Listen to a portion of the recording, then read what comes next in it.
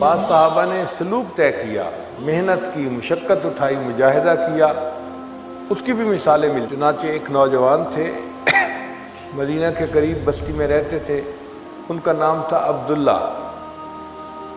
والد ان کے فوت ہو گئے تھے اور وہ اپنے چچا کی زیر کفالت تھے۔ چچا ان کو بہت اچھے کپڑے بنا کے دیتا، اور وہ چونکہ خود بھی خوبصورت تھے، کپڑے ان کو بڑے سجتے تھے۔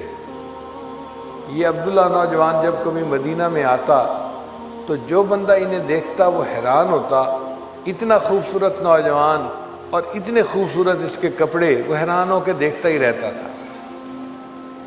اللہ کی شان دیکھیں کہ یہ نوجوان عبداللہ کلمہ پڑھ کے مسلمان ہو جائے۔ ارادہ تو اس کا یہ تھا کہ میں واپس جاؤں گا تو اپنے ایمان کو چھپاؤں گا، مجھے کسی کو بتانے کی کیا ضرورت ہے۔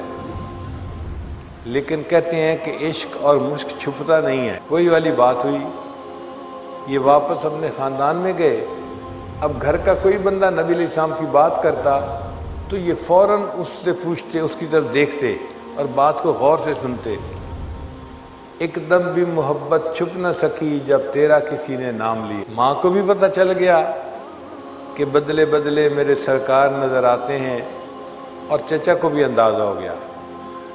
چنانچہ چچا نے ایک دن بلا کے پوچھا کہ عبداللہ، ہمیں لگتا ہے کہ تو مسلمان ہو گیا کلمہ پڑھ کے، اب بتا کہ تیرا کیا معاملہ۔ انہوں نے بتا دیا کہ ہاں چچا، میں نے کلمہ پڑھا اور میں مسلمان ہو گیا ہوں۔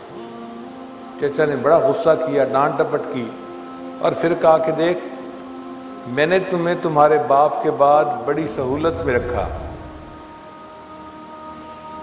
مال خرچ کیا، پیسہ خرچ کیا، پورے مدینے میں تمہارے جیسے قیمتی کپڑے کوئی نہیں پہنتا تھا، میں نے تمہیں پہنائے، اور تم نے اس کا صلہ یہ دیا کہ دین کو ہی چھوڑ دیا اور نئے دین کو قبول کر لیا۔ پہلے تو اس نے مار پٹائی کی، پھر جب غصہ ٹھنڈا نہ ہوا تو چچا نے ان کے بدن سے کپڑے جو ہے وہ پھاڑ کے اتار دیے۔ غصے میں ہوتا ہے نا بندہ تو پھر بہت کچھ کر جاتا ہے، تو چچا نے اس کے کپڑے پھاڑے اور جسم سے اتار دیے، اور بالکل جیسے بچہ ننگا ہوتا ہے اس طرح ان کو ننگی حالت میں چچا نے دھکا دے دیا، اب تم میرے گھر سے بھی نکل جاؤ، تم یہاں رہنے کے قابل نہیں۔ اب ماں بیچاری دیکھ رہی تھی کہ بیٹے کے ساتھ ہو کیا رہا ہے، مگر خود بھی مجبور تھی، کچھ کہہ نہیں سکتی تھی، عورت ذات تھی۔ اس نے دیکھا کہ میرے بیٹے کے بدن سے کپڑے اتار لیے گئے، تو اس نے اپنی ایک چادر جو تھی وہ بہانے سے گلی میں ڈال دی کہ میرا بیٹا اس چادر سے کم از کم اپنا جسم تو چھپا لے گا، سطر تو چھپا لے گا۔ یہ عبداللہ رضی اللہ تعالیٰ عنہ جو ہیں یہ گھر سے باہر نکلے بالکل ننگے بدن کے، اور اپنی والدہ کی چادر اتار لی، اٹھا لی۔ اب اس چادر کے انہوں نے دو ٹکڑے کیے، ایک کا تہبند باندھ لیا اور ایک کو اپنے جسم پہ لپیٹ لیا، تو ان کا نام پڑ گیا عبداللہ ذوالبجادین رضی اللہ تعالیٰ عنہ، دو چادروں والے عبداللہ۔ سوچا کہاں جاؤں، دل نے کہا کہ جن کا کلمہ پڑھا ہے اب گھر سے تو نکال دیا گیا، اب انہی کی خدمت میں جاتا ہوں۔ رات ہو چکی تھی، چنانچہ یہ اپنے گھر سے چلے اور مسجد نبوی میں صبح کے وقت پہنچے۔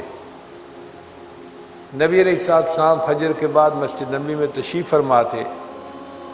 آپ نے عبداللہ رضی اللہ عنہ کو آتے ہوئے دیکھا تو نبی علیہ السلام نے فوراً پہچان لیا، دونوں جہاں کسی کی محبت میں ہار کے وہ آ رہا ہے کوئی شب غم گزار کے۔ تو محبوب صلی اللہ علیہ وسلم نے پوچھا عبداللہ کیا بنی؟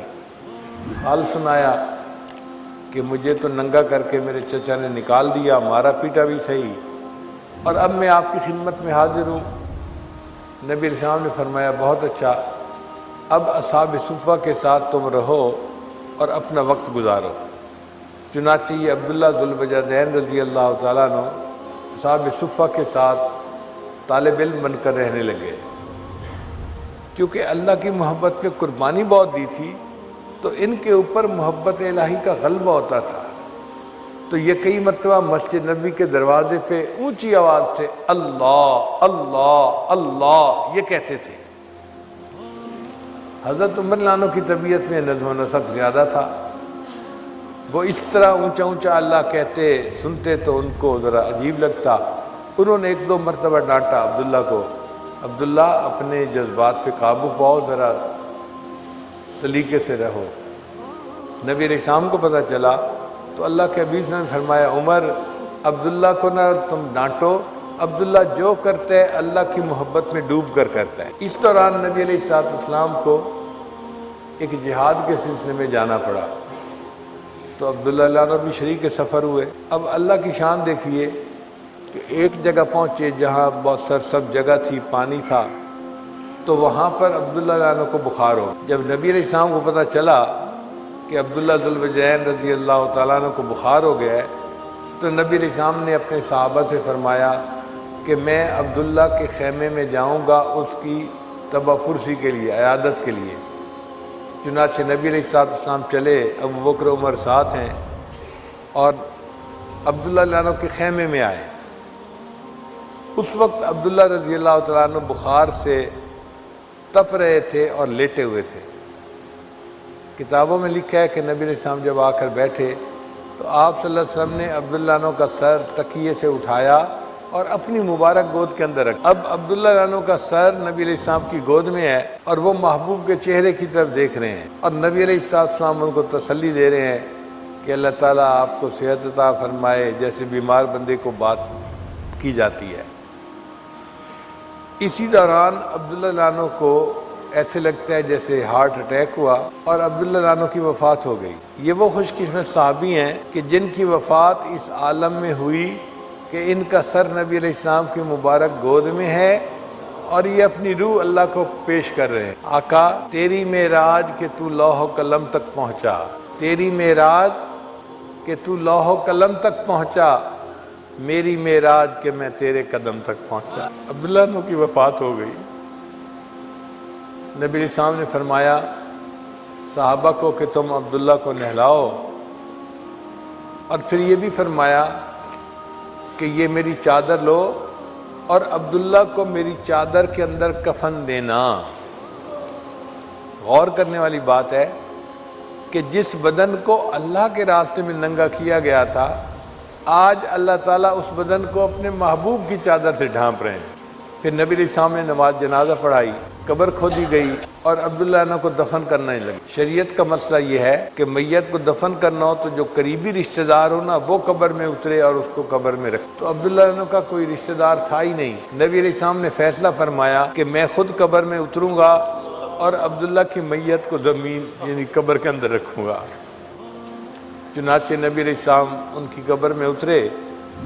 اس وقت صحابہ کرام میں سے حضرت عمر عنہ بھی تھے، ایک اور صحابی بھی تھے، انہوں نے عبداللہ عنہ کی میت کو اٹھا کر نبی علیہ السلام کے مبارک ہاتھوں میں دیا۔ تو نبی علیہ السلام نے عبداللہ عنہ کو اپنے ہاتھوں میں لے کے اپنی امانت کو زمین کے سپرد کیا، اور اس وقت نبی علیہ السلام نے کچھ الفاظ کہے جن کو عمر عنہ ساری زندگی یاد کرتے تھے، اور ہمیشہ کہتے تھے کہ مجھے حسرت ہے کہ اس دن عبداللہ کی لاش کی بجائے عمر بن خطاب کی لاش ہوتی اور اللہ کے نبی صلی اللہ علیہ وسلم اسے قبر میں دفن کر رہے ہوتے۔ صحابہ کرام پوچھتے کہ آخر آپ کیوں اس بات کو اتنا یاد کرتے ہیں؟ تو عمر عنہ نے پھر بتایا کہ اس دن عبداللہ عنہ کو قبر میں رکھتے ہوئے نبی علیہ السلام نے یہ الفاظ کہے تھے، اے اللہ میں عبداللہ سے راضی ہوں، تو بھی عبداللہ سے راضی ہو جا۔ اے اللہ میں عبداللہ سے راضی ہوں، تو بھی عبداللہ سے راضی ہو جا۔ اللہ تعالیٰ محنت کا بدلہ ضرور دیتے ہیں۔ جو لوگ سلوک کی محنتیں کر کے، مجاہدے کر کے، مشقتیں کر کے اللہ تعالیٰ تک پہنچتے ہیں، اللہ اس کی مکافات فرماتے ہیں، بدلہ دیتے ہیں، ان کو انعامات سے نوازتے ہیں۔ اس لیے محنت کر کے اللہ تعالیٰ کو پہنچنے والے پریشان نہ ہو کہ جی ہم تو مشقتوں میں پڑ گئے، ہم تو مجاہدوں میں پڑ گئے، پتہ نہیں کیا بنے گا۔ اللہ تعالیٰ خیر فرمائیں گے۔ جب اس نے محنت کی توفیق عطا فرمائی ہے تو اللہ تعالیٰ پھر منزل بھی عطا فرمائیں گے اور انعام